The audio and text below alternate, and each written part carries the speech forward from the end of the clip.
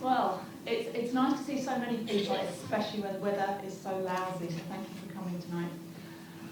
Today it's our Darwin Day lecture. We're sort of a day early. Charles Darwin's birthday is on February the 12th, and it's marked amongst humanists as a celebration of the rational. And locally, most of the humanists are represented by North East humanists. We're a group who provide support and fellowship for those without a faith. We pride ourselves on promoting a positive and caring outlook for the one life we have. And as humanists, we strive to understand ourselves, our society, and how that relates to the world around us. And one of the ways we do that is by listening to the ideas of some of the great thinkers of our time. And this brings me to our speaker, Professor Robin Dunbar. And I'm going to have to read this bit. Robin's academic and research career includes the universities of Bristol, Cambridge and Liverpool, a stint at University College London, and in 2015, Robin was awarded the Huxley Memorial Medal for services to anthropology. And Robin is also a Humanists UK Distinguished Supporter of Humanism.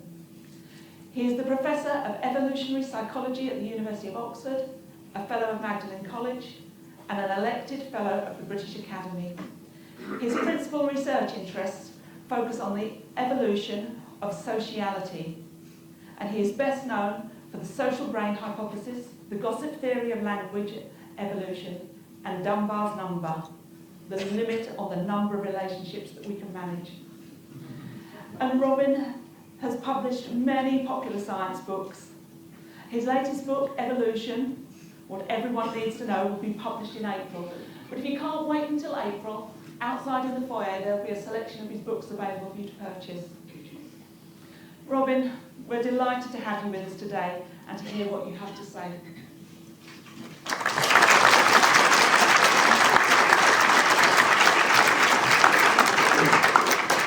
Thank you very much. Thank you very much for the invitation. Let me introduce you to every parent's nightmare. Right, this young man, you send him off to the best medical school in the world, Edinburgh. He flunks out because he can't stand the sight of blood. So you find him another degree that will give him a decent career as a parson in the Church of England, a comfortable life in the world's second best university. And he comes back at the end of his degree and says, "Dad, will you give us 50 quid? I'm going on a gap year." Yeah. I mean, what do? Get a job, boy. Yes, so age 21, off he goes with Fitzroy. We forget how young these guys actually were. Fitzroy was only 25. He was captain on a ship on a 3-year round-the-world cruise. Mapping for the Admiralty. That was what he was targeted to do. And Fitzroy is actually very famous for many other reasons. He developed our modern weather forecasting systems. So the weather maps we get are exactly as Fitzroy originally produced them in about the 1870s. That was his second big job, and he later went to actually it was before the 1870s, he went off to be the Governor General of Australia. Darwin's role was the geologist. If he'd never opened a biology book in his life, he would still be famous as one of the founding fathers of geology. He was a very successful travel writer. In fact, that's how he got started. His first contribution, his first book was his account of the voyage round on the Beagle. Fitzroy was very annoyed because Fitzroy insisted on writing the official one, and Darwin got all the sales and the lecture invites for his travelogue. And of course he went on to produce a very large number of books. This is the one that everybody knows, of course, but he wrote a huge number of books on plants, various kinds, the structure of corals, earthworms, barnacles, you name it.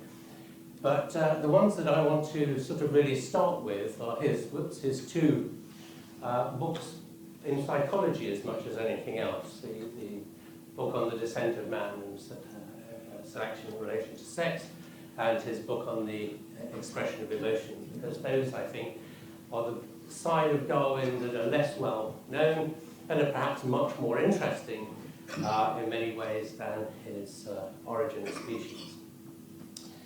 So I will preface my remarks, for reasons which will become very obvious, with this famous quote from his notebooks, so well before he even wrote The Origin of Species, that whoever understands the baboon will do more for metaphysics and philosophy than even the great John Locke, the famous English philosopher. And I think there's a lot to be said in that, because in the end, of course, we are primates. That's baboons are part of our family. Okay, so I'm really going to talk about the nature of sociality and some of the selection forces that have pushed humans to where we are in particular here, and also the mechanisms that underpin that. And a lot of that's really about the nature of our relationships with each person relationships. But let me just remind you before I do on why your friendships are actually important to you. These are lovely data. They come from the so-called Framingham Heart study, where over about 30 years, a bunch of epidemiologists had followed a single community just outside Boston in the US. And a number of sociologists of science have been mining this data set really in quite remarkable ways. And here's one of their results. So this is a sort of compilation of the network of friendships among a component of the Framingham community. And it's simply split into people who are shaded blue, who describe themselves at that particular time as being depressed or unhappy, as being happy, and yellow here as being they're the ones that are unhappy and depressed, and the green is sort of in between. And all I want to draw your attention to is the fact that all the happy people cluster together, all the blue dots tend to cluster together, all the unhappy people tend to cluster together. And they were able to show that this actually affects your future chances of becoming unhappy. So the number of friends that you have who are happy determines whether you become happy in the following years, or conversely, the number of friends who are unhappy affect whether you become happy. And they've shown that that affects all sorts of things as part of our lives, even the chances of dying and divorcing. Here's just another example of the same thing. And I think you like this study because it is, most of these kind of studies of social psychology ask people to fill in questionnaires and rate themselves for happiness and things like that. This is so stark, you can't argue with it. This is the probability of surviving for 12 months after your first heart attack. Now, there's no question about this. Either you made it or you didn't, right? And this is just a compilation of a very large number of studies put together. It's actually 148 heart attack epidemiological studies, so a huge sample of people. And it's looking at the factors that most affected your chances of making it through those 12 years. And I just draw your attention here to the thing that has the biggest effect here. It's the network quality, I put it down. It's the number of friends and the quality of the friendships that you have with people. The only thing that came close to it was giving up smoking. So all these other things, how much physical activity you did, how much alcohol you drank, how fat you were, what drugs you were on, the local air conditions, how many beef burgers you ate, and so on, simply made trivial amounts of difference. So you'll be very glad to know that you can slop about as much as you like, you can drink as much as you like, you can be as overweight as you like, you can be on whatever drugs you like. It doesn't make any difference, so long as you've got friends. They will save you. So the message is, go out and make friends. All right, so how many friends can you have? We kind of assume, I think, that this is sort of more or less unlimited. The answer is, actually it's not. And our understanding of how many friends you can have really came from a prediction off the back of what happens in primates. So these are data from primates on the size of social groups. So I'm afraid it's on a log scale, and it's plotted against the size of the neocortex, a bit of the brain. It turns out actually that the primate data in fact have 4 different grades of social and cognitive complexity, which we didn't realise until relatively recently. But these essentially are the apes up here. And essentially what this is saying, these are sort of smart monkeys, and very stupid monkeys. Because as you sort of go from left to right, if you're in a group of whatever this is in real numbers, probably about 2 or 3 animals. As you move across, you need increasingly bigger computers to handle the complexity of the relationships that you're in. But we're apes, we're in this line, and essentially what this is saying is, in order to live in big groups, you have to have a big computer, a big brain. If we plug humans into that data set, onto the ape regression line, what we get is a prediction of about 150. That's the number known as Dunbar's number now. And you might well wonder, whether how that can possibly be true, given the size of the communities we actually live in. And the answer is, it turns up all over the place. So these are data on hunter-gatherer community sizes at different levels. So hunter-gatherers live in multi-level structured societies just as we do. In other words, families living within villages, living within parishes, living within counties, etc. That kind of idea. These are theirs. These are the average sizes of the smallest social groupings, the living groups they have, their regional groupings or clans, communities, megabands, tribes. So tribe is a linguistic unit, it's all the people who speak the same language. And the averages turn out for a clan turn out to be almost exactly 150. I've put numbers on these others because you'll see why they're relevant very shortly. The key thing here is the typical size of a community in hunter-gatherer societies is very close to this number of 150. We've looked at it in Christmas card distribution networks. The average is about 154 in that particular sample. It varies, so these people down here send almost no cards. So this is the number of people in the receiving households, right? Not the number of cards people are sending. Down here we've got 0, this is me, Mr. No Mates. And it runs up to about 350 up there. But it's very steeply peaked here, and the peak and the median is at about very close to 150.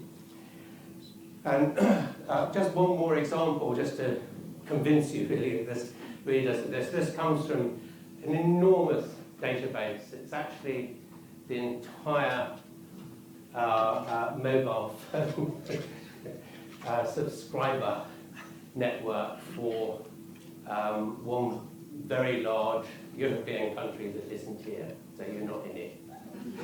Right? And we didn't get it from Cambridge Analytica either.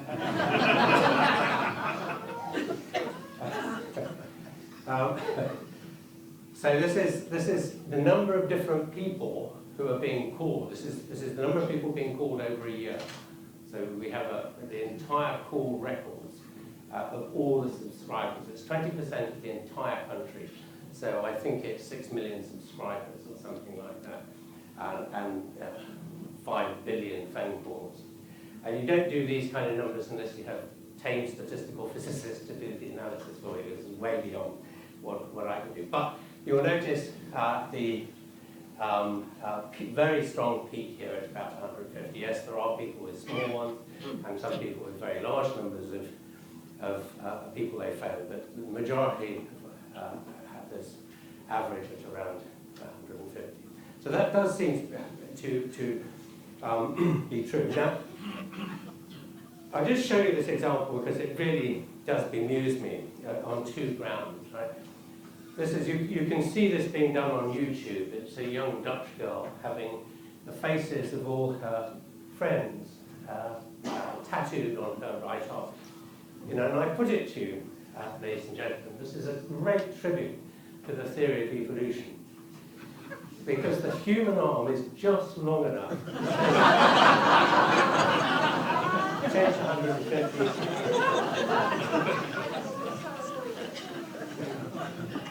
Now the worrying thing about this is this young girl, I guess she's probably about 19 by the looks of her, you know, the rate of change on friendships is so high. In one of our studies, the rate of turnover is about 40% of friendships over in say 18 months.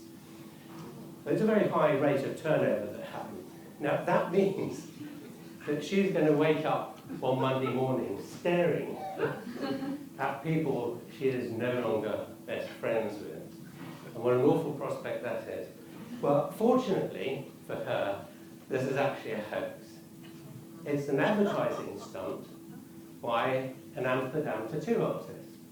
And that, I think, makes it even more extraordinary, really, because the education, what it's telling us is the educational system in Holland is so good that even tattoo artists read the scientific literature. Just amazing.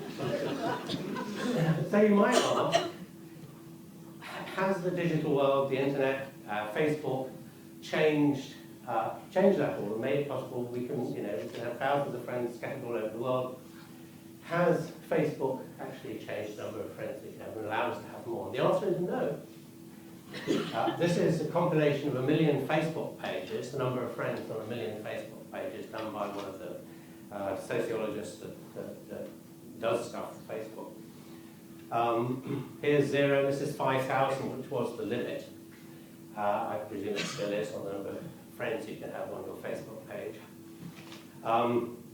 It's true, there's a little yellow blob down there. Most of those are professional users, singer-songwriters using it as a sort of fan base. Cadbury's have several pages for their products, so you know, if you're very short of friends, you can do two things at once and have a friend and befriend the chocolate. But the bulk of people and the sort of modal value they came up with was somewhere between about 150 and 250. There are very, very few people who have more than, say, 1,000. But given the number of people on Facebook, even a tiny, tiny percentage of such a huge number means that there are enough people in absolute terms where everybody's going to know somebody who has a friend who has 1,000 friends on Facebook. The bulk of us, seem to treat Facebook as though it's part of our everyday face-to-face social world.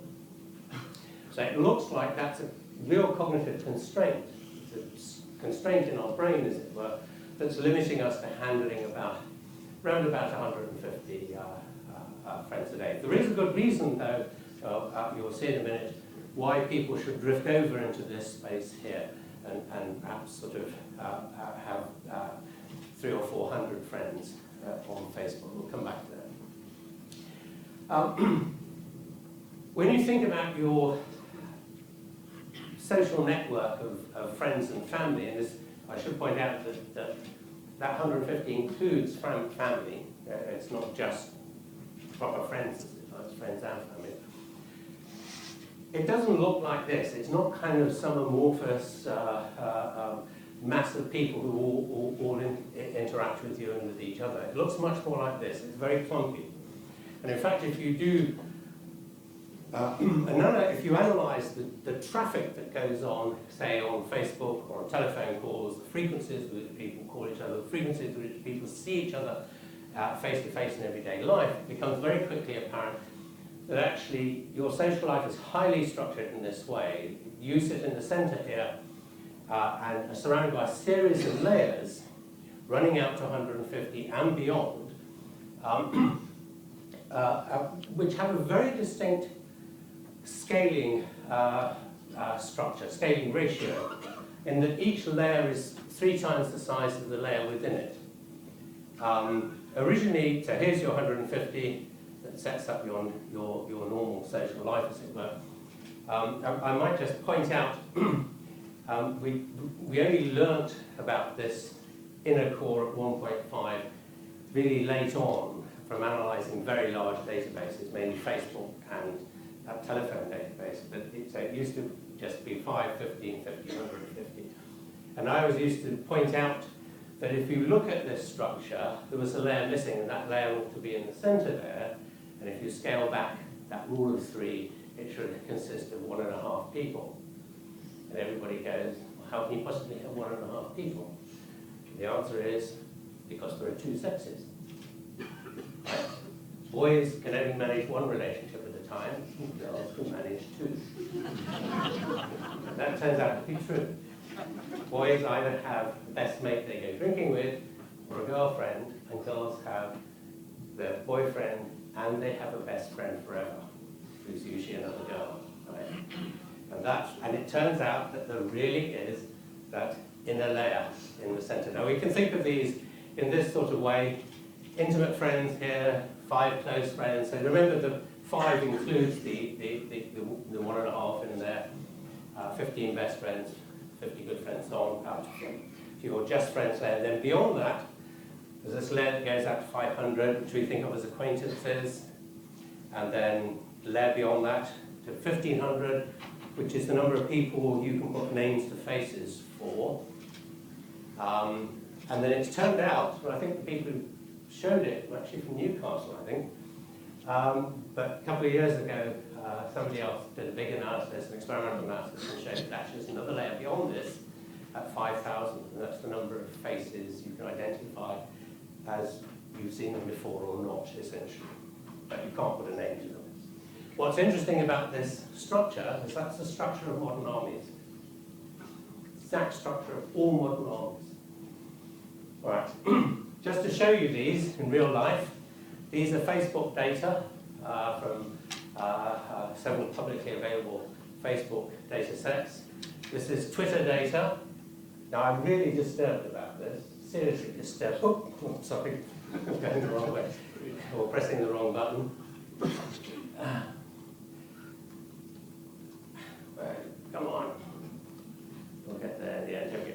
I'm seriously disturbed about this Twitter thing, because I don't know about you, but if these people are spending all their lives on Twitter, and we're getting exactly the same structure with the same numbers, we're even getting the same frequencies of interaction on these, because these layers correspond to very specific frequencies of interaction.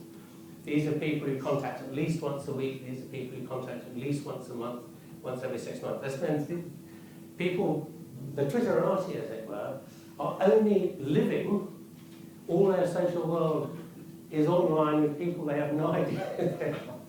It's very, very seriously worrying.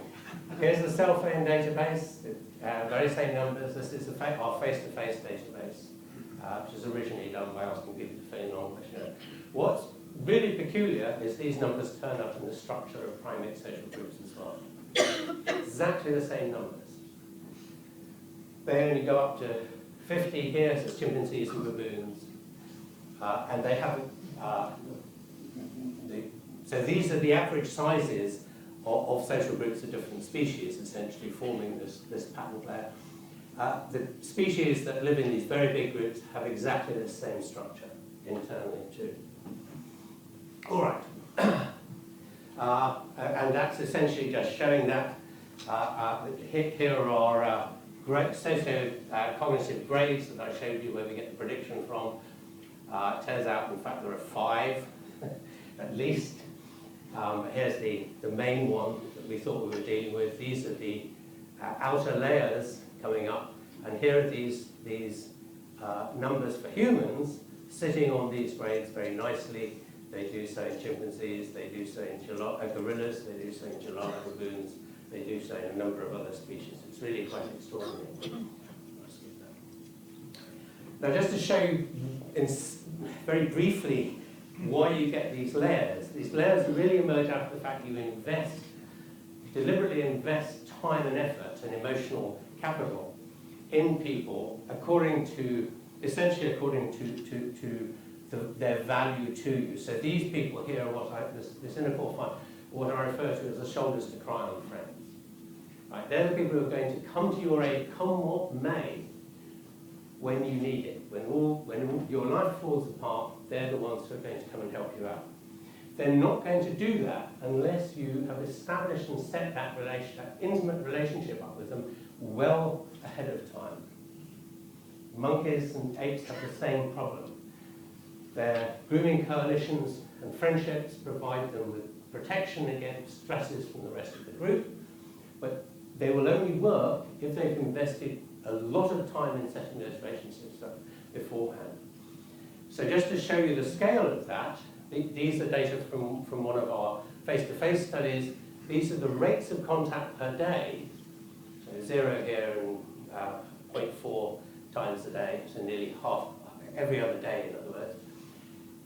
The frequency of contact for the people in this inner circle of 5 is really very intense indeed. And in fact, something like 40% of your total social time and investment, available social time, and your 40% of your emotional capital, how psychologically intensely close you feel to these people, is invested in these 5 people here.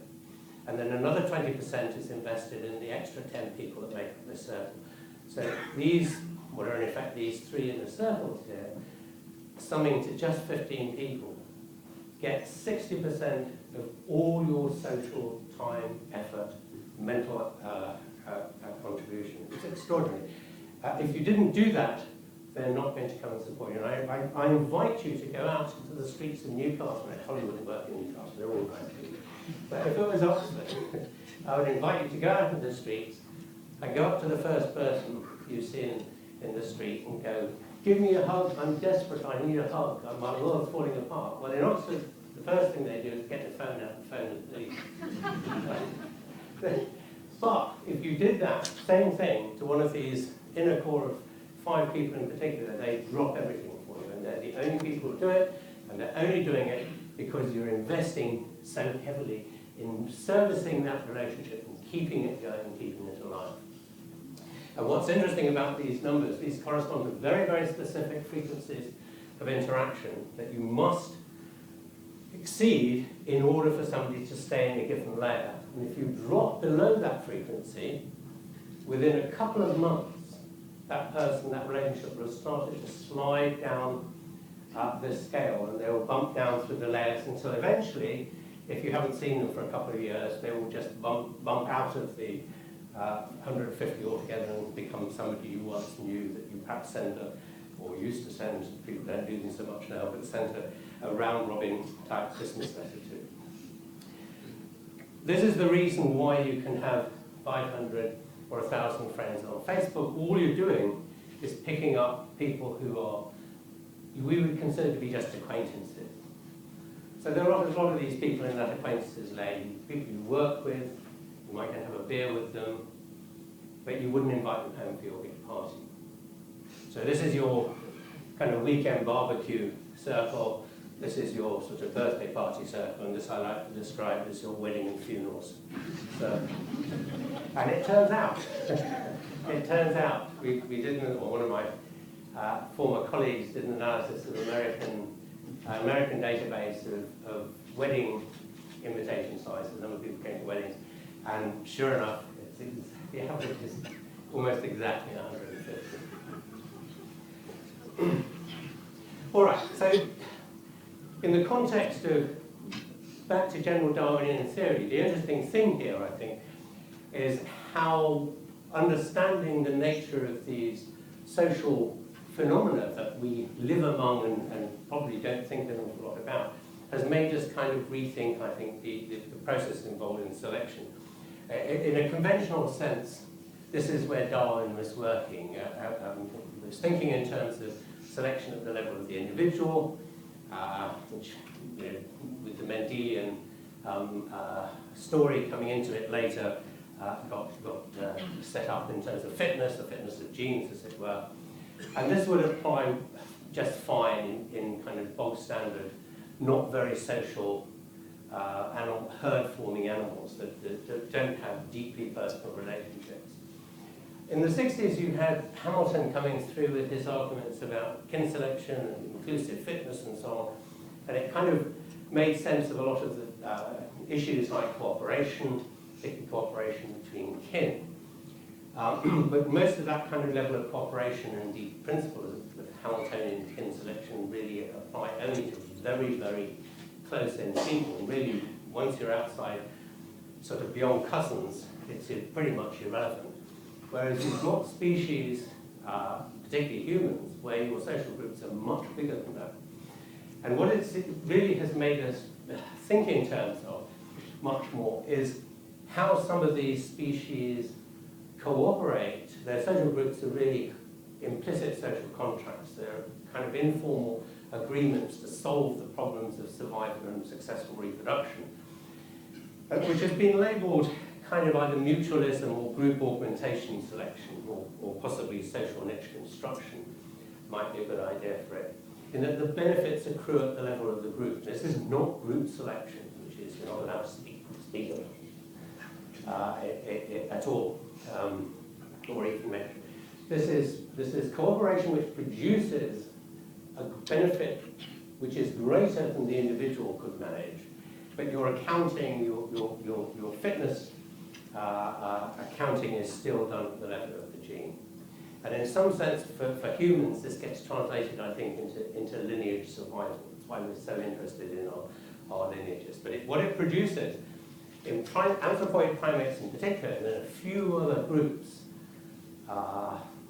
horses, elephants, dolphins, these bonded, intensely bonded social groups, all of which have this layered structure. You see the same layered structure in elephants and in orcas, as we see in primates and humans.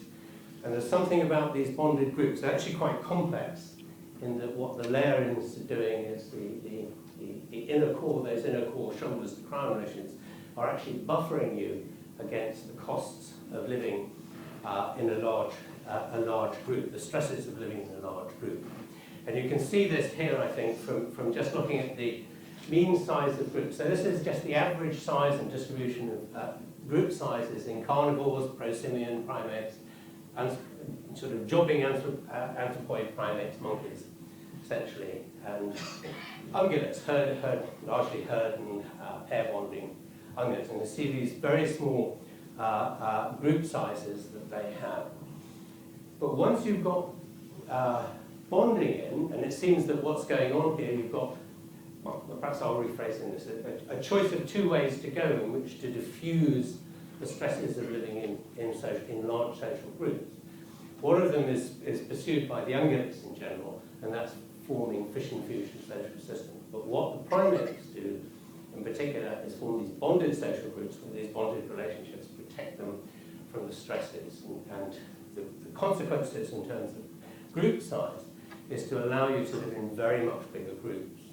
So the average size of herds across herding ungulates is somewhere in the order of about 20-25, which is very similar to the size of social groups in primates. So this is two different strategies. There are costs and benefits to both of them, it turns out. But what primates also, starting from this point, have been able to do in some cases is to add fission fusion onto their bonded groups because of the layered structure. And that's allowed some species to live in even bigger groups still. Okay. So how do primates bond their social groups? It's a two-process mechanism, one part of which involves this stuff, social grooming, which is very emotionally intense. And what it does is actually set up a kind of pharmacological platform, of which the second component, which is a cognitive component, which is where the social brain story comes into the picture, which allows them to build up relationships at a more cognitive level. These are relationships of trust and obligation and reciprocity. So trust is absolutely crucial, really, to the whole thing, because what they're doing, in a sense, is forming a cooperative solution to the problems. And primarily, it's predation that's driving this, in fact. but they're cooperating together to reduce the risk of predation. But in order to do that, they have to be prepared to sacrifice a lot of their personal, of-the-moment wants. So they have to be able to give up not grabbing the big piece of cake on the table. And it turns out that the capacity to inhibit what are called prepotent responses, your tendency to grab the big piece of cake or to take a small reward now rather than a big reward later, correlate with the size of your brain in particular, and cross-primate, and the size of the social groups that are. Oh, this stuff here, though, which primates devote an inordinate amount of time to, occasionally removing bits of rubbish from the fur, so it does serve a hygienic function, but what it is really about is triggering the release of endorphins in the brain. Endorphins are part of it. Is a neurotransmitter, it's part of the brain's pain management system. They are, it's terrible. And you've been at a university, it still hasn't got out of the quill pen era. Modern technology is defeating them. Endorphins are triggered by this grooming motion where they're smoothing the fur, constantly smoothing the fur. And it turns out that this sense of opiate-like high that you get from endorphins in the brain. I mean, literally, remember, the word endorphin is a contraction of endogenous morphine, because they're chemically almost identical to morphine, just slightly different, which is to say you don't get actually addicted to endorphins in the way you get to morphine, addicted to morphine. But here, and we know that the endorphins are what's being triggered in primates. This is our demonstration that endorphins are also triggered during social grooming in humans. This is the brain firing up all over the brain, not in the visual system, not down here in the cerebellum, which is kind of what you'd expect, particularly up in the cortex, out the neocortex, and especially so in the frontal neocortex. The brain is absolutely going wild. And these are people who are in brain scanners. It's all rather unpleasant because this is PET scanning. You have to inject them with radioactive dyes. You have to do a before and after so they get their brains frazzled twice. And we decided when we did it that we'd better do it with boys. And we had their girlfriends come in and stroke them. They were only allowed to stroke their torsos between the belt and the shoulders. And I may point out this was done in Finland, so very, they used all these naked sauna stuff, so it's nothing very exciting for them.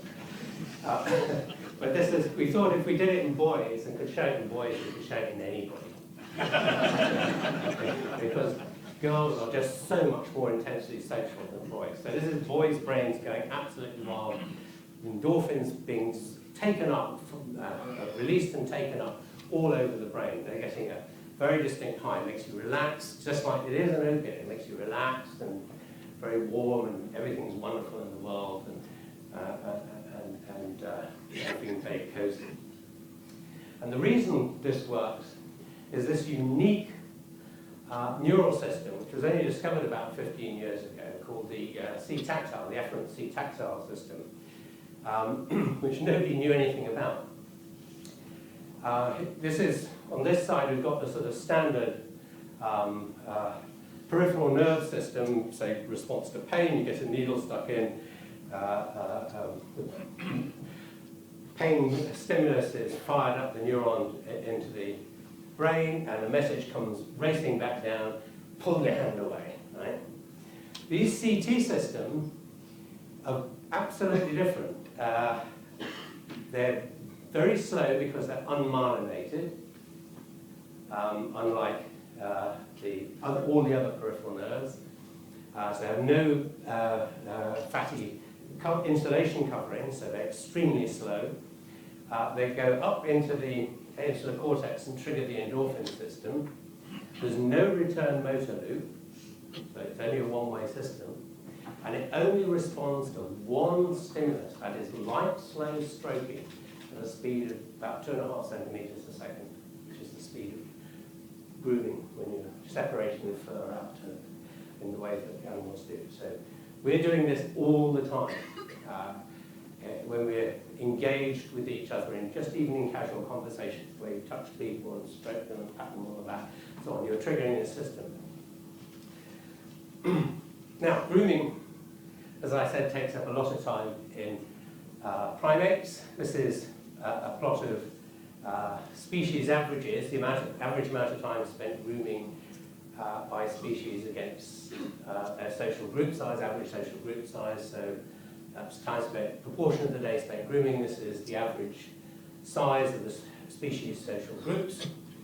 And in general, you can see it's kind of increasing. The bigger the groups you live in, the more time you spend grooming. But it kind of levels off at about 20% of the day.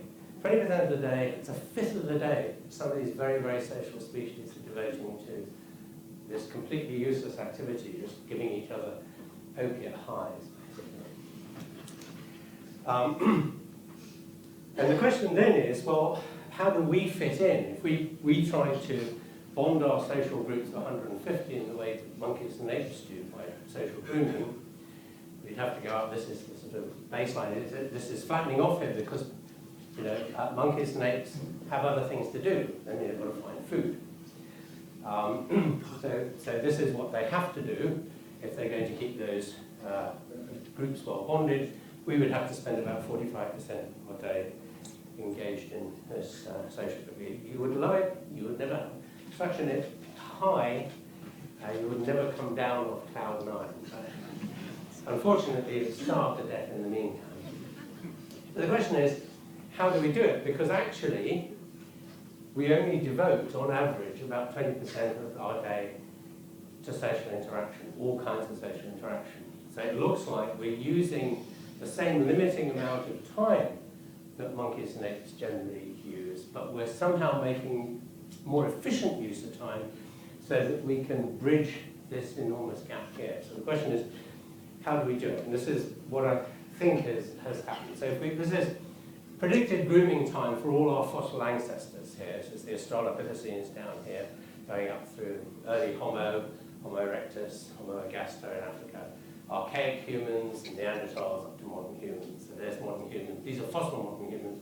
There's that 45% line, here's the 20%. And you can see, and this is just calculated from working through from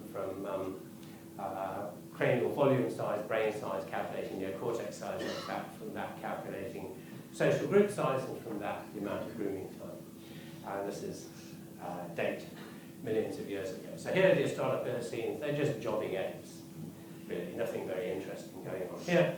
It really starts to take off up here and rise up to, progressively up to what we do now, but it looks as if it's jumping in a series of stages. This looks like a continuum, but it actually is not, because when you break it up into the various species, you can see very clearly it's actually a series of layers going up. And what we think we have done is introduce these behaviours to bridge that bonding gap and provide us with the extra endorphin kick. Laughter came in very, very early on, at this point here probably.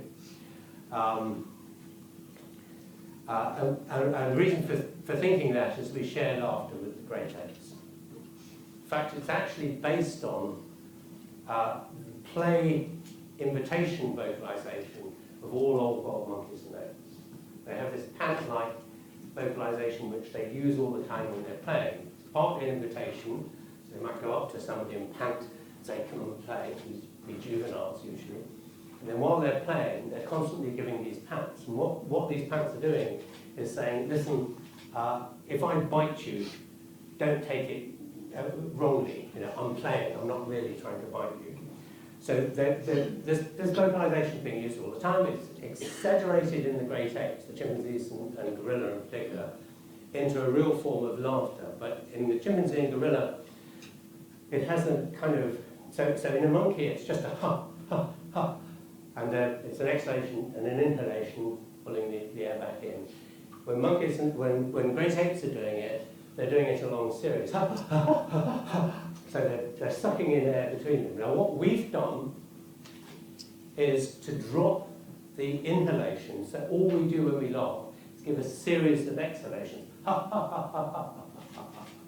And what that does is empty the lungs completely. That's why you end up dying of laughter, because you can't get any breath.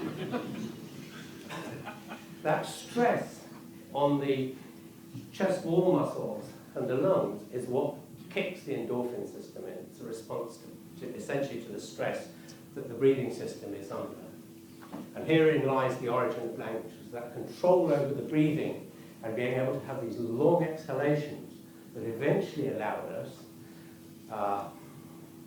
came in here. Language didn't evolve till about here sometime, 500,000 years ago, 1.5 million years later. So that adaptation was exploited to make language possible, because it's these long, slow exhalations, the control we have over the chest wall musculature that produces that allows us to have these, to speak in these long sentences. Otherwise, we'd end up with two-word sentences if we tried to, if we didn't have that breathing control. And then after that, what seems to have come in is singing and dancing, singing without words. So this is sort of humming, chorusing type singing. And then eventually, after the evolution of language, about somewhere around probably about half a million years ago, the rituals of religion and storytelling around the campfire. It turns out that all of these trigger the endorphin system, right? And each of them seems to have come in progressively. What it looks like is there's been a series of glass ceilings in here where we brought one of these, well, grooming itself has introduced this glass ceiling at about group size about 50. To get beyond that, we had to bring in laughter, which allowed us to get up to somewhere around 75-ish as a typical group size. And then we hit another glass ceiling because the number of people you can laugh with is actually surprisingly small. The studies we've done, the average laughter, the upper limit on laughter groups is just 3 people. But that already makes it 3 times more efficient than grooming, because grooming is a one-on-one activity, and only the person being groomed or stroked gets the endorphin hit. If you tell a joke, everybody laughs, including you and the other 2 people, that makes grooming laughter 3 times more efficient in bonding a group of people than social grooming can be. Singing seems to be almost unlimited. It takes you up to very large numbers, perhaps several hundred. This is extraordinary stuff. We refer to this as the icebreaker effect. You can put a group of complete strangers into a singing class, choir-type singing class, for hours singing, essentially singing around the campfire. And at the end of it, they all feel bonded to each other. They'll be telling each other their life histories and deepest, darkest secrets. Extraordinary, extraordinary. But all of these, in various different ways, kick in the endorphin system. This is clearly very ancient. These are all pretty much social things that have kicked in, that we've discovered we can do and happen to kick in. I'll just show you some of the evidence of that. This is one of our studies, or set of studies we've done on laughter. What we do is very simple design. We do a pain threshold test because endorphins determine your pain threshold. We let you watch a video that makes you laugh, 20 minutes of watching stand-up comedy. Then we retest your pain. If endorphins are being kicked out, your pain threshold will increase from here to here. If no endorphins are being kicked out, then there should be no change in pain threshold across the activity. So here's our stimulus. We want a control group who don't laugh, and in our experience, positively the best videos for this, because no one ever laughs, and I really don't understand why, is golfing instruction videos. Here are the data, just from 5 of our experiments. This is no change from before to after. This is positive change, increase in pain threshold after laughing. This is a decrease in pain threshold after not laughing. These are all the experimental people groups. These are all the control groups watching the boring stuff. And you can see even here, people who laughed are always above people who don't. And laughter is a social thing. It's very difficult not to laugh if other people laugh. So you are 30 times more likely to laugh at a comedy video if you do it with a group of 3 or 4 or 5 people than if you watch it on the same video on your own. It's extraordinary. But just to give you a sense of how powerful the endorphins are, remember they're a morphine-like opiate. They are 30 times more powerful as analgesics, as painkillers, than morphine is, weight for weight. They're incredibly powerful little chemicals. Anyway, we've also run, we did this at the Edinburgh Fringe Festival with live stand-up and non-laughter control groups. But we've also done this in PET scanning, and here's people's brains firing up. It's very, very similar. Same areas are just going crazy, particularly this area up here, to again, which is just a bit over the front of the eyes.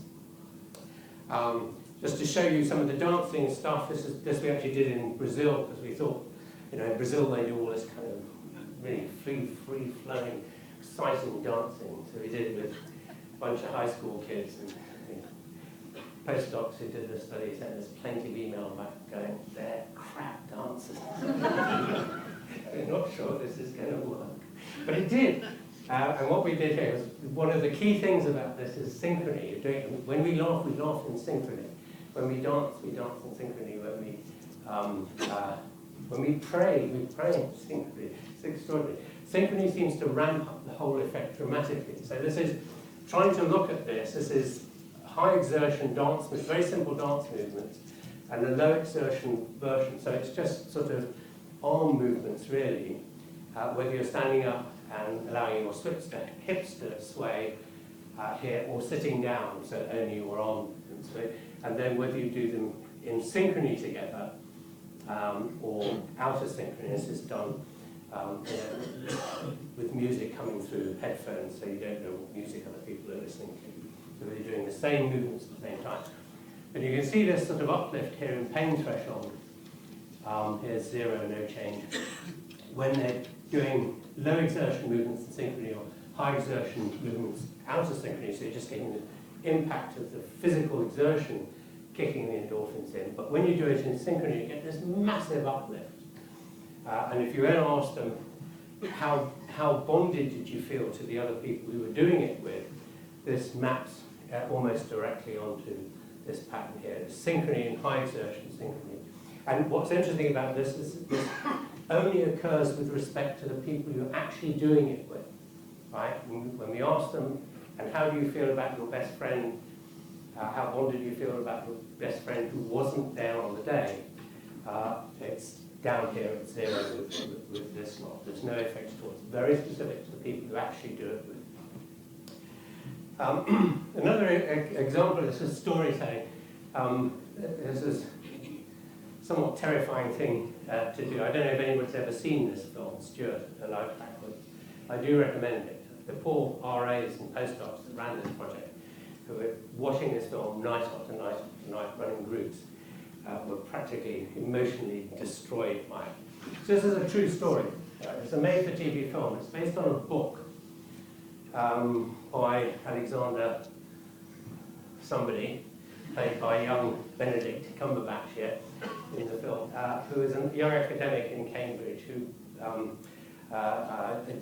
helped out at a hostel for street people, where he met this character here, Stuart, played by the great Tom Hardy. Absolutely brilliant acting. And got very involved with him, and they started to sort of write his life story. How is it he came to be a down-and-out drug addict, in and out of prison? What was it about his life that caused this? And you know this is going badly, and indeed it does. It ends with Stuart throwing himself under a train one morning because he just cannot stand this awful life he's got. It's very emotionally draining. So we're interested in how having your emotions stirred like this, really ramped up, might kick the endorphin system. It might explain why we keep coming back to watch tragedy. You can understand comedy, it makes you laugh, but what tragedy? So this is what happens. This is the changing from before to after on the pain thresholds. These are the people in the control group who are watching BBC documentaries. Very enlightening. And these were people watching the Stuart film, and you can see this massive, whoa, come back, massive ramping up of the pain threshold here, very dramatically. And then if you look at how that affected the change in bondingness to the rest of the audience, and these were all strangers. Nobody knew anybody else in the audience group. You can see no change in the control group, massive increase in the experimental group.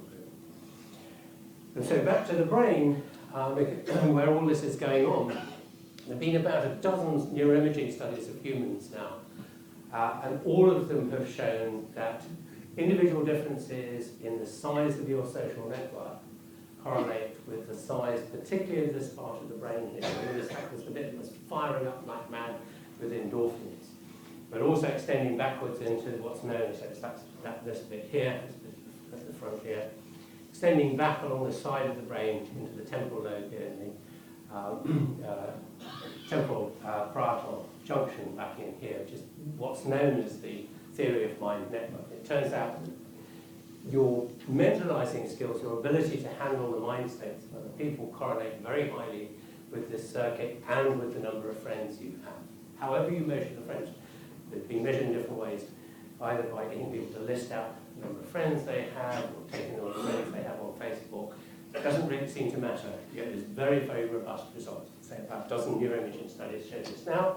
And there have been 2 studies of monkeys, macaques, and baboons that likewise show that the size of social groups that individual animals live in are correlated with the size of these particular parts of the brain. So the social brain applies not only between species, but as you might expect from good Darwinian principles within. So just to wrap up, the last little bit is the sort of final bit of the story of friendship, really. It's what I call the 7 pillars of friendship. One of the reasons you spend a lot of time with close friends is really to find, particularly when you first meet them, is to find out who they are. Because it turns out that the more things you share in common with them, the closer the friendships you have. So this is really what you're looking for, is people who are very like you, psychologically. And you spend all your life wandering around the world looking for these people, stopping, testing people out, checking out their psychological things to see if they make a good friend, dumping them if they don't match, and moving on. It turns out there are 7 dimensions here. They're like a supermarket barcode that you have on your forehead. And the more of these you match, the stronger the emotional closeness will be. So here's the number of shared of these 7 dimensions plotted against emotional closeness. And if you plotted altruism, how altruistic would you be to that person? You'd see exactly the same pattern. The more of these dimensions you share, the more you like somebody, the more altruistic you'll be to them. So there's 7 things. They're sharing the same language, but especially dialect. Sharing the same place of origin. I think it's where you grew up, really. It's knowing the same pubs, essentially. Having the same educational trajectory, so you've done kind of the same things, maybe in the same place. Same hobbies and interests, same moral, religious, and political views, or the same world views, we usually describe it. Having the same musical taste, and the same sense of humour. Right? And all of these, I think, point back to a small community where you grew up. And in kind of ancestral terms, that would be these hunter-gatherer communities, all of whom have another property: they're all extended family. The difference with us only is that with our small birth rates, now only a small proportion of our extended 150 consist of family members. On average, from our data from here in the UK and from Belgium, which are our 2 big network samples, about half of your network is extended family, half are friends.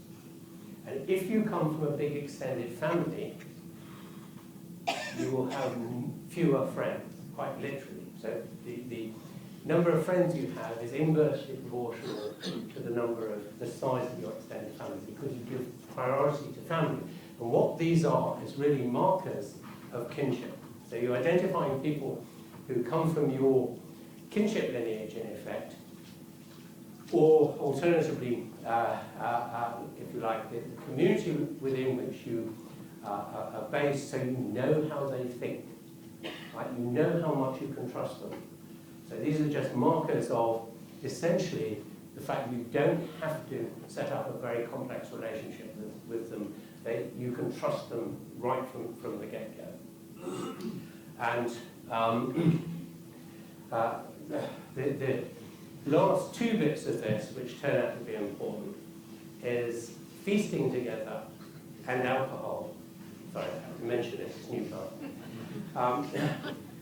Are extraordinarily good triggers of endorphins. In fact, alcohol triggers the endorphin system better than anything else. As you may know from your visits to alcoholic clinics, the treatment for alcoholism now is to give you endorphin blockers. Right? So you get all the bad effects of the alcohol and none of the endorphin effects, because it's the endorphins you get addicted to, not the alcohol. But it turns out that the more often you eat socially together, we've done, both of these studies are based on two very large national stratified samples, the more often you eat socially together, the more often you drink casually, quietly, blokes, not knocking it back, but having time to have a conversation on the table in the bar. The more friends you have, the happier you feel, the more contented you are with your life, the more trusting you are of the community within which you live, the more engaged you are with that wider community. It has major ramifying effects. So, last thing, eat, dance, and be merry, and you will live longer, because that's what the data shows. You'll have a much happier life, more friends, and you'll have higher fitness. Thank you very much.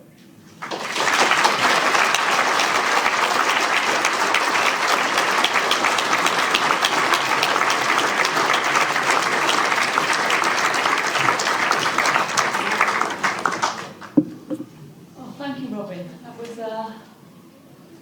quite an extensive trip through the size of our social networks, why they're that size, and how we manage them. And I'm just thinking now, I drink, I eat, I dance, I laugh, I could start singing. But thank you for that. It's been really interesting. I've really enjoyed it. You are happy to take some questions, yeah? Yes, yes. If you do have a question, if you could stick up your hand, I believe there are people with mics about the room who will run around. Yes, I can see a hand up there already.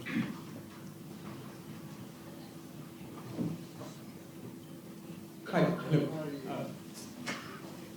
Hi, Hugh. Yeah. So this is a question about those expanding circles of Yep. social networks.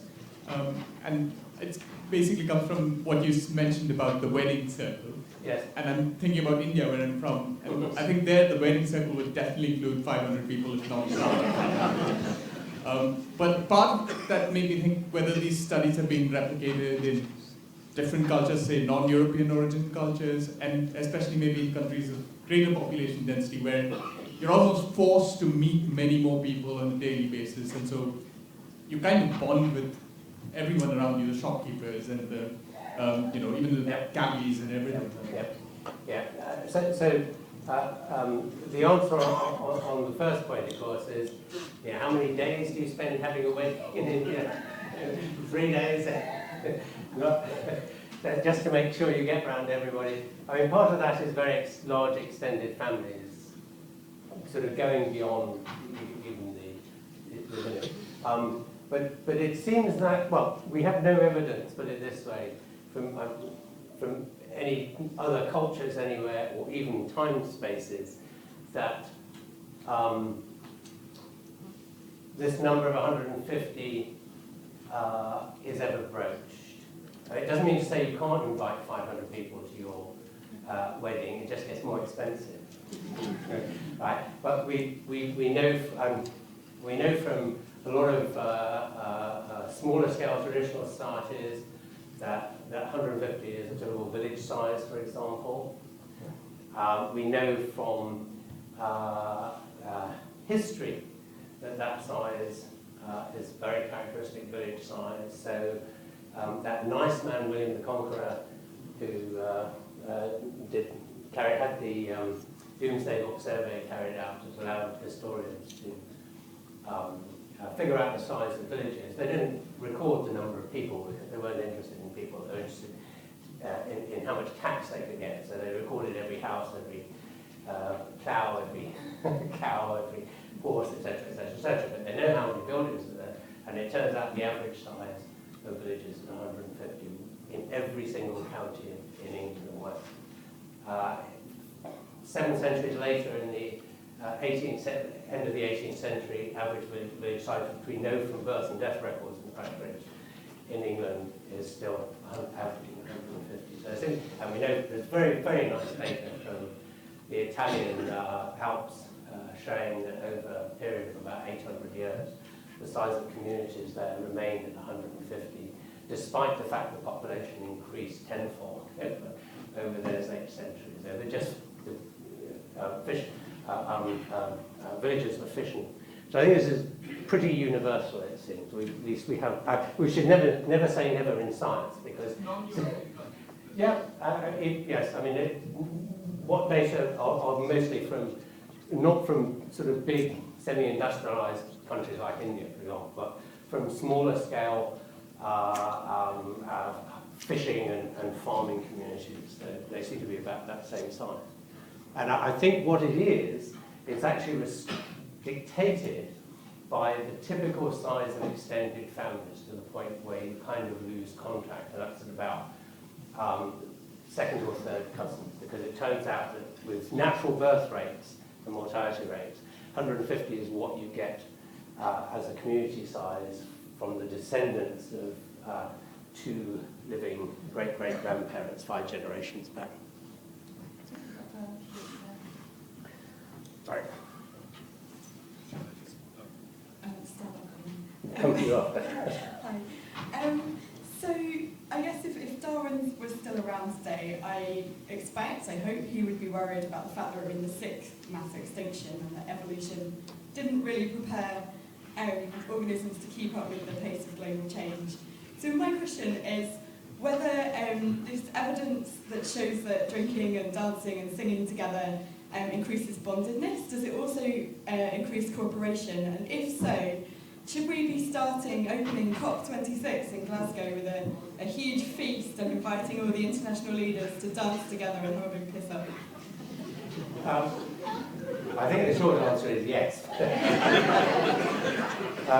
And I think that therein lies the problem, is that our psychology does not really allow us to kind of build relationships of trust with very large numbers of people. It's, even within small communities like a nation state, like we are here, with whatever it is, 65 million people, most of them are strangers to you. Then it's very difficult to build any kind of trusting relationship, and trusting in the sense of even taking information at face value. If they tell you something's true, if your dearly beloved tells you something's true, you believe them.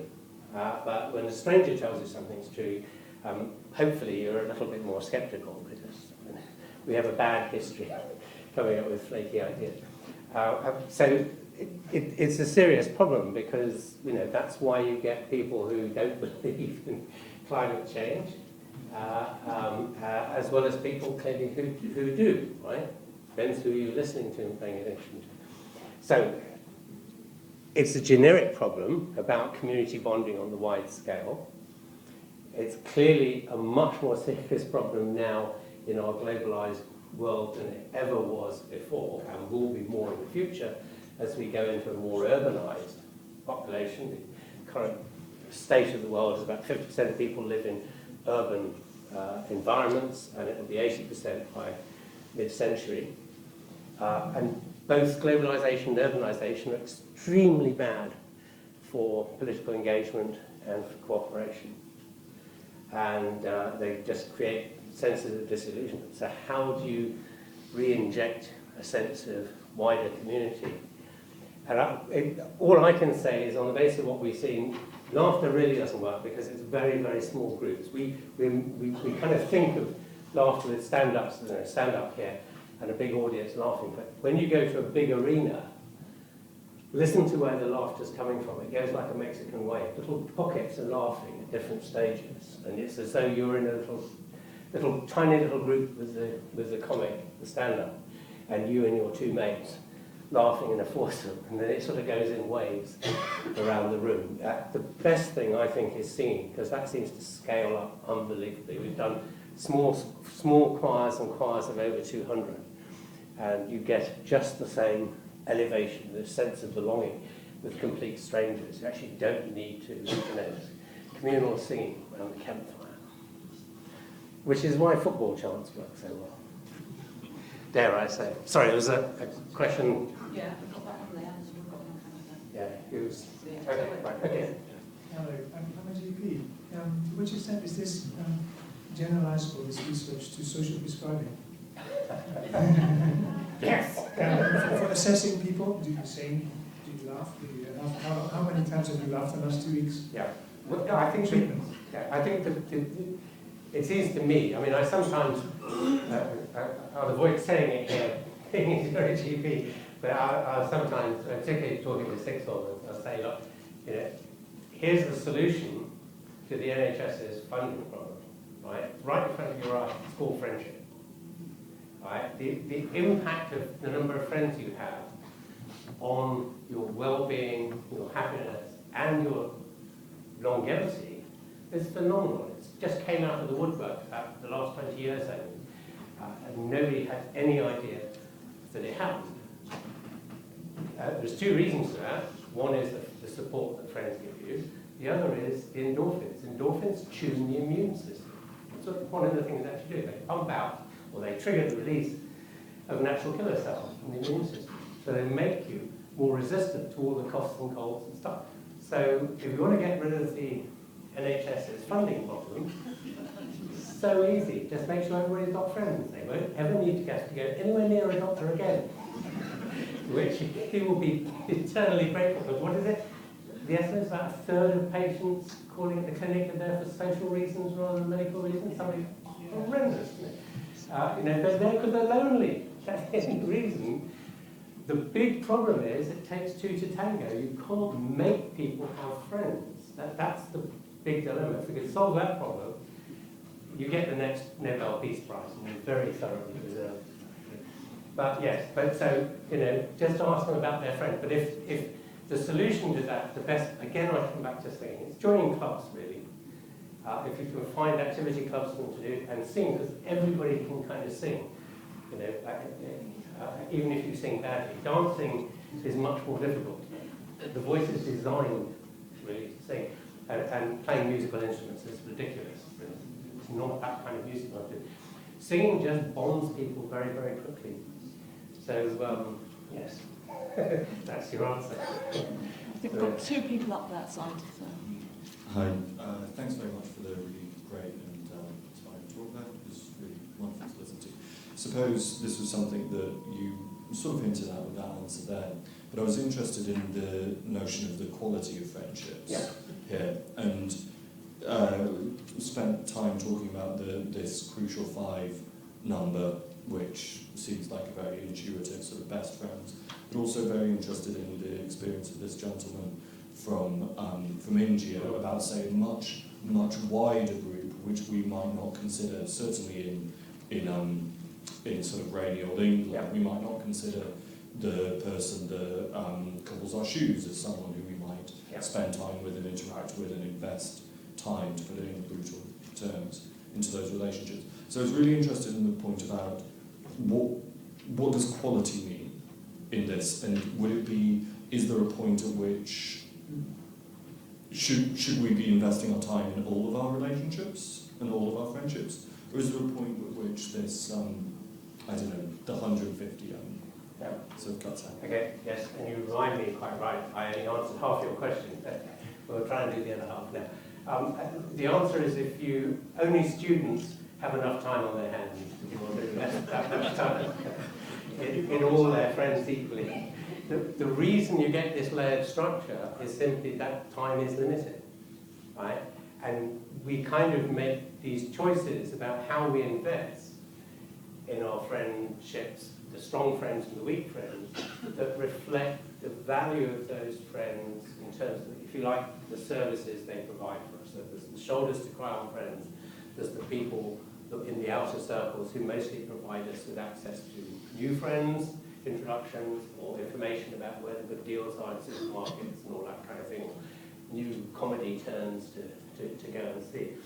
So, those layers really correspond to different functions for you, and you invest in them according to both the intensity of the relationship that's required to make it produce that function. That's why you have to invest so heavily in that inner core of 5, because that's a big commitment. When somebody comes around knocking on your door in the middle of the night, you've only just gone to sleep, and says, I'm in a terrible state, can I come in? You're going to have a very good relationship with them to be prepared to say, yes, come in, I'll give you a hug, and we'll talk through this. And one of the things that we've noticed, actually, in this context, just incidentally, is that going back to this homophily thing, this fact that you look for friends who are very similar to you. One of the big dividing lines is actually kinship. We don't count as one of the 7. Sorry, kinship, sex. Social networks, right from very early on in childhood, right the way through adulthood, are very highly gendered. 70% of men's social network, their friends, 150 are other men, and 70% of women's social networks are women. And the other 30% of the other sex are the ones you don't have much choice about because they're called family, by and large. So, the effort you put in really, depends critically on what you expect to get out. I mean, effectively, that's the economics of how it works. Psychologically, that's not how it works. But we simply just don't have enough time to produce. Your life would be wonderful if you could have 150 top-strength friendships, but there simply aren't enough hours in the day to manage it, because you have to invest. One estimate by somebody who recently tested this out is that you have to invest something like 250 hours in under 3 months to turn a stranger into an inner 5 friend, an intimate friend. That's a huge amount of time. Those friendships cost you something in the order of investment of half an hour every single day of the year. Right? That's a massive amount of time. That's one person, right? So each of those 5 has to have half an hour a day roughly over the course of the whole of the year after year, to hold them in that position. So that's the dilemma, and it's the same dilemma that you highlighted. We just don't have the capacity in terms of time, never mind brain capacity, to hold large numbers of people. Now, the reason you can have very large numbers of friendships in India is actually no different to what it is here, because of all those kind of casual friendships, the Shishan boy, guy you buy your chapatis from, whatever it may be, are there in our networks too, right? They're in those 500 and 1,500 layers. And you'll start to have a conversation. I usually give as an example one of the 500 layer acquaintance layers, precisely the person you buy your latte from every morning in the same clusters that you go to. And after a while you get to joke, or if you're on the same bus to work every day, you get to know who they are and you have to joke with them and have an odd discussion. But they're not by and large people you invite home to your home environment for a meal. I mean, that varies a little bit from culture to culture, but there are quite sort of strict rules really in terms of how much you expose yourself to other people. We've got one there, one there. You've got the mic first, I think. Yeah, you've got your. Where are we going? Oh. Yeah, sorry. So sorry. The question I was going to have, I guess, is like, if the more sociable we are, like the more we laugh and the more we talk to people, the healthier we are. Like, what are the chances, or how likely, if at all, it is that maybe in some cases the healthier people are, maybe they talk to people more and maybe they laugh more, and how do we control that? Yeah. Ms. Lindsay, I might just chuck in an interesting observation that you just remind me of in this context. Is there a big, I mean, this number 150 is the average across the whole population, so individuals vary. The variance in the national population is about 100 people to about 250 people. And the difference, there's a sex difference in there. The big difference is extroversion and introversion. So extroverts, not surprisingly, have more friends than introverts. But what it turns out is the difference between extroverts and introverts is all about the way they allocate their time. So introverts prefer to have secure relationships, so they invest more time in each friendship and therefore have fewer of them. Extroverts operate like social butterflies, and in some sense provide the linkages within networks, within communities, from different subgroups, as it were, because they're fitting between. And they are happy to invest a little less in each relationship and have weaker relationships as a result, but have more of them so that they can kind of spread their net wider. So they're making decisions, both of which are equally good, they're equally functional. And in terms of the community, the one group probably helps bond the bigger community by being able to link the smaller sub-networks of introverts. Introverts are friends with introverts, and extroverts are friends with extroverts, and roughly whatever. Okay. Right. Now, how do we know which way the causality goes? The answer is, well, we can run experiments, in fact, although we've not yet got one of those through ethics.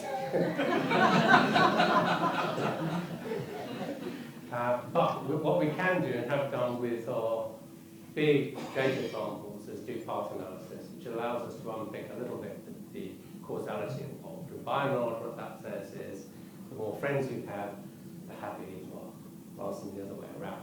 But it is a reinforcing loop. So, you know, if you're more outgoing and meet more people, you'll be happier, and that will encourage you to meet more people. So it becomes a kind of upward spiral. And that's the problem, really, is that it very quickly becomes a downward spiral if you don't. So we're just looking at an enormous Danish data set of 500,000 people at the moment. And there's a massive difference between levels of depression and the size of people's friendship circles and their frequency of engagement in activity groups. The more you do of those, the less depression you get, the less you do. And that, you know, just locks you in. You become more and more stranded in your house because you don't want to go out, you know, so it becomes a complete downward spiral. How to get people, his job, how to get people back out and engage. Sorry. Yeah. Let's go to Mike now. I'm a humanist who goes out into schools to talk about humanism and other things. One of the things I do talk about is the evolution of our common humanity in terms of 7.5 billion people. Yep. So I was devastated to hear you say that I shouldn't be talking about group selection. Why is that? Why is that? There's no mechanism whereby you can produce evolutionary change for cooperation, for example, by group selection. Group selection means something very specific. It's the essentially the repeated demise of entire communities or groups. And the maths tells you that it's possible that it can happen somewhere in the universe, but it's going to be so rare because it depends on very high rates of group extinction, which have not been matched. People who look for it in small-scale human communities, hunter-gatherer communities, for example, have not found where there's, for example, in New Guinea, where they used to murder each other on a Saturday night and they weren't even playing football, but with enormous enthusiasm. You had lots of tribes just being killed. They weren't actually killing each other fast enough to produce a group selection effect in the mathematics of it. What does work, though, is group augmentation selection, which is very, very different because the cost accounting is done at the level of the gene. What it is a cooperative solution to the problems of survival and reproduction. It's not actually cooperation, probably, that drives it. Well, it is cooperation, but not in the sense that people think of as cooperation, people cooperating together. It's actually coordination, living together, and staying together as a group. So it's keeping everybody on the same page. Because the problem that destroys cooperation as an evolutionary problem, and it's been a real problem trying to explain why cooperation evolves among strangers or unrelated individuals, is that it's too susceptible to being undermined by free riders who don't pay their share but take the benefits. So it's the problem of the social contract, essentially. But group living by these bonded social groups just ducks that problem altogether, because what it is just a passive defense against predation. And there is no fee you pay up front to join the group. You're either in the group or you're not, and that's the end of it. It's as simple as that. So it's not what's called a prisoner's dilemma problem, or a public goods dilemma problem. It's just, so long as everybody stays in the group together and moves together as a coordinated group, and that's where the problem lies. That's why you get this bonding mechanism coming in, so that they don't drift apart. Then, once you've got that, basically you've got related individuals, and cooperation can be very quickly after that. And that's what you see in primate social evolution. Group living comes first, kin selection and cooperation comes much, much later in the evolutionary process. So it's kind of, people often get confused between what I sometimes call group level selection and group selection. Layman's, they sound like the same, but they aren't. They're very different. Because one is selection for the species as a group, essentially. That was what the assumption was. You're doing this for the benefit of the species. And there's just no mechanism, known genetic mechanism that would allow that to happen. Thank you.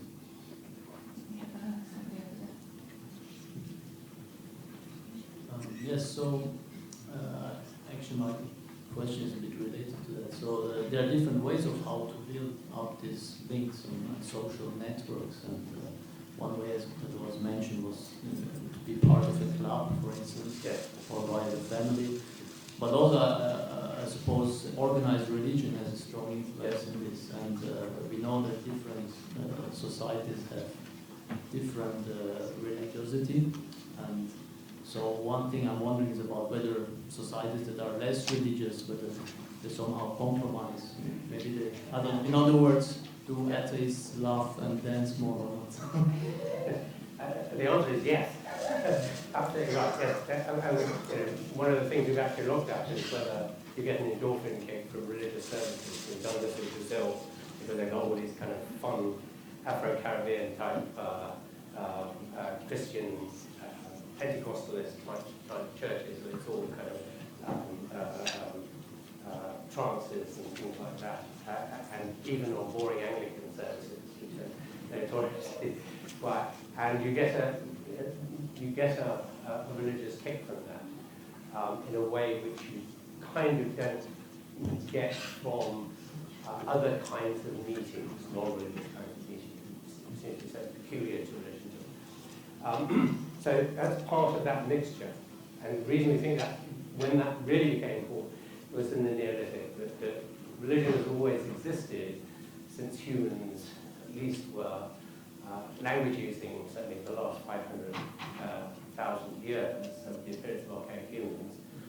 But it took on a completely different form at the Neolithic transition 10, 12,000 years ago, 10,000 years ago, when people started to live in villages. Because what previously has happened is we've always lived in fission fusion social systems. So this grouping of 150 hunter-gatherers you never see on the ground together. Well, occasionally for big feasts, but normally they're living in these small camps of about 50 people, and then they're circulating around the regional area, territory amongst the various camp groups.